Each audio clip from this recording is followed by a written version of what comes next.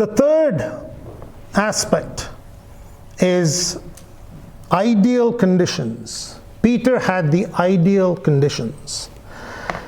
Turn your Bibles to Luke chapter 22, verse 54.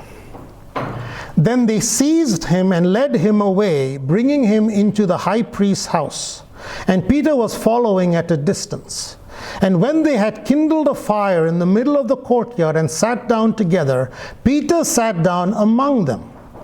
Then a servant girl, seeing him as he sat in the light and looking closely at him, said, "This man also was with him."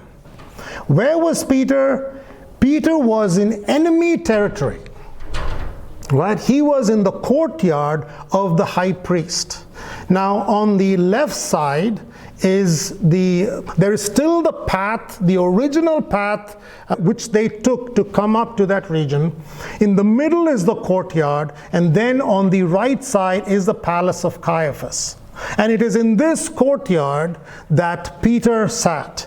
His master is captured, and his master has never been captured before. He had near misses before, but Jesus always escaped. In this time, he was captured by the highest Jewish authority in the land.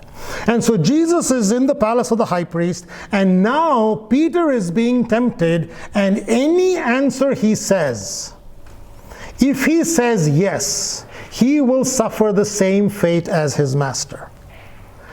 Peter had never done this before. It's not like he could have prepared for it. Yes, he ignored the warning. Now, Peter has been a punching bag for 2,000 years, right? We've at least preached one sermon on it, or at least heard a sermon on the denial of Peter. Let me ask you a question. Would we have done differently?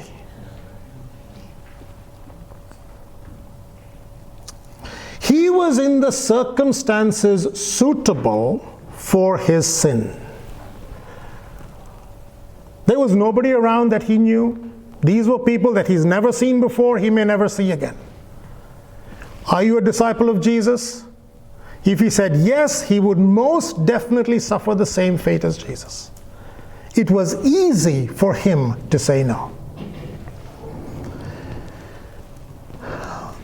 A key factor in whether we sin or not is whether we are in the ideal circumstance for sin.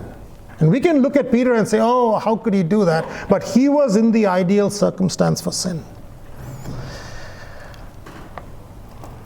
What if we had the ideal circumstance for sin? Would we sin? What if we were prone to lust, and the right person said the right thing at the right time and there's nobody around? Or what if we are prone to anger and everything we've planned does not go the way we planned it? That would be the right circumstance for your anger to show up.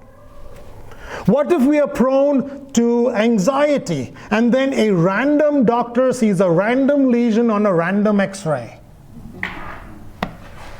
What if we are prone to laziness and when the pastor asks you, can you come and do this ministry, you wake up and it's raining? If the ideal circumstances were there for our sin, would we do it? When I see a leader fall, I think to myself, I'm sorrowful that that happened, and I think to myself, that could easily have been me under the right conditions.